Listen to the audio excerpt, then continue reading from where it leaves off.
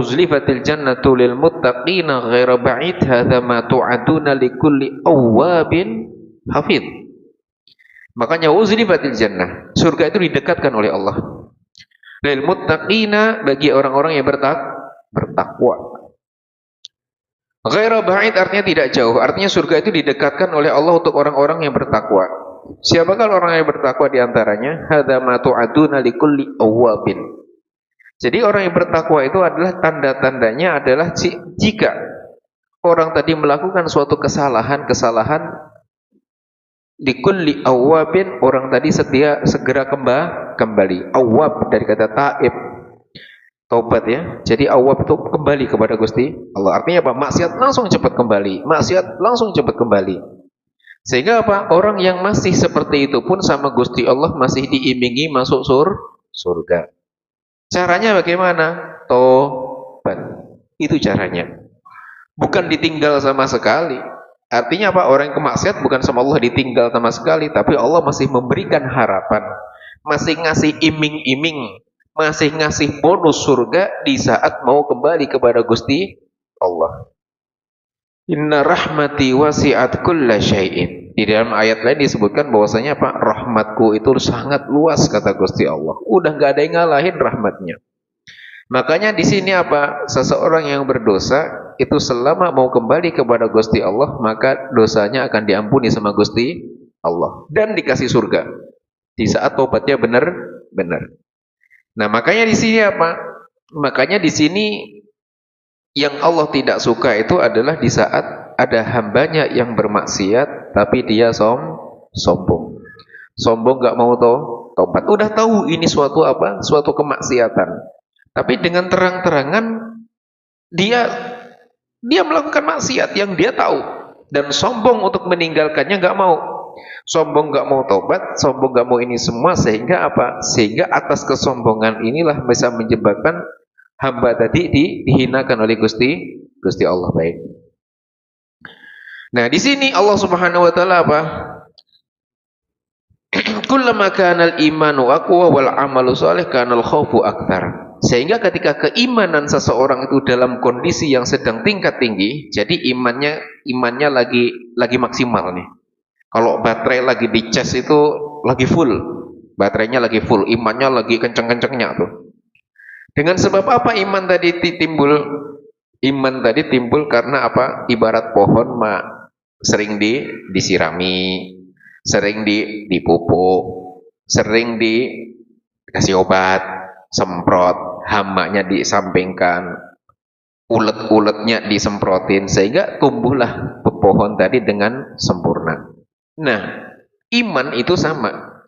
Iman itu akan bertambah di saat disirami, dipupuk, diperhatikan dari hama-hamanya, dihilangkan dari semua penyakit-penyakitnya. Nah, dari situlah nanti akan tumbuh iman yang baik. Dipupuk dengan cara apa? Dipupuk dengan cara sholat. Dipupuk, diperhatikan sholatnya, diperhatikan puasanya, diperhatikan semua urusan-urusan perintah Allah, kemaksiatan-kemaksiatannya yang menjadikan Allah murka, yang menjadikan Nabi enggak suka, semua itu diperhatikan. Nah, kalau sudah seperti ini maka akan timbullah iman yang sempurna. Kalau sudah imannya sempurna, maka apa? Akan timbul rasa takut yang luar biasa. Takut apa? Takut kepada Gusti Allah. Sehingga apa? Tidak ada suatu kewajiban yang dia kerjakan kecuali akan dikerjakan semaksimal mungkin karena takut. Kenapa kamu kok sholatnya kok lama banget, kok khusyuk gitu, kok sampai nangis-nangis gitu? Karena saya takut dilihat sama Gusti Allah tuh saya takut.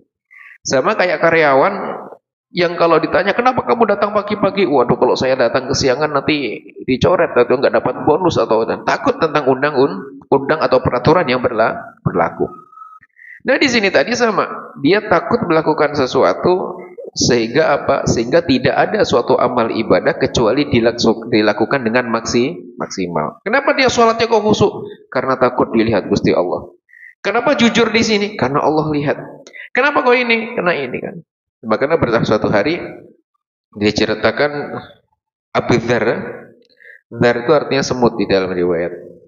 Jadi pernah suatu hari salah satu sahabat Nabi Muhammad Sallallahu Alaihi Wasallam itu ketika dia sedang berjualan, jadi dia berniaga. Ketika sedang berjualan dia nimbang jualannya, ternyata pas sedang nimbang itu nangis nggak kira-kira. Ditanya sama yang beli tadi, Pak, kamu kenapa menangis? Kok tiba-tiba nangis? Saya melihat semut yang lewat di timbangan tadi, kata Abi Darda. Semut ini ketika lewat di timbangan ini tidak akan merubah timbangan sedikit pun, karena cuma semut. Tapi kalau semutnya satu tronton ya beda nantinya kan gitu. Ya, jadi semut lewat ya nggak tertimbang. Tapi kata orang tadi, semut ini nggak akan lolos dengan timbangan akhirat katanya. Mau sekecil apapun walaupun biji zarah akan dihisab sama Gusti Allah. Makanya aku takut dengan hisab, dengan apa? Hisab hari akhir. Nah, dengan keimanan tadilah akan mempengaruhi pola pikir seseorang di dalam ibadah. Kenapa orang ngaji? Karena dia iman. Punya iman yang berbeda, punya keyakinan. Gak bisa keyakinan disamakan, itu gak bisa. Kenapa itu kok sholatnya ini kok ini? Karena keyakinannya beda. Ada orang yang yakin kalau sedekah itu mendatangkan kekayaan. Sedekah itu menambah pundi-pundi hartanya, bukan makin miskin tapi makin bertambah. Sehingga apa hobinya sedekah? Ya sedekah terus. Bagi yang yakin. Yang nggak yakin mau sedekah, yang hitung dulu kira-kira duitnya mana nih yang paling jelek nih, atau mungkin paling kecil nih. Karena yakin ini pasti hilang dan nggak kembali kan gitu kan. Bagi yang tidak yakin. Makanya yang menjadikan bobot ibadah seseorang itu berbeda itu karena keimanan di dalam hatinya. Kenapa orang itu kok sholatnya khusyuk? Ya, karena dengan imannya dia khusyuk. Kenapa orang itu kok bisa baik ini? Karena dia punya iman di dalam hatinya. Makanya banyak hadis Nabi Muhammad Sallallahu Alaihi Wasallam yang menyangkutkan keimanan seseorang itu bisa dilihat dari aplikasi setiap hari. Dalam hadis sebutkan man kana yu'minu billahi wal yawmil akhir falyukrim dhaifahu. Barang siapa yang beriman kepada Allah dan hari akhir, hendaknya dia memuliakan tamunya. Jadi disangkutkan memuliakan tamu dengan keimanan. Kenapa? Seorang dengan iman yang sempurna, dia akan menghormati tamunya. Itu termasuk tanda kata Rasulullah. Waman kana yu'minu billahi wal yawmil akhir. Ada lagi hadis Nabi, barang siapa yang menyangkutkan keimanan dengan bagaimana dia dengan tetangganya. Man kana yu'minu billahi wal yawmil akhir falyukrim jarahu. Bagaimana dia dengan tetangga. Iman seseorang bisa dilihat bagaimana dia berinteraksi dengan tetangganya. Baik tidak dengan tetangganya, usil tidak, iseng tidak, apa yang bisa diberikan atau apa yang malah nyusahin kan gitu kan. Nah, itu bisa dilihat dari tingkat keimanan seseorang.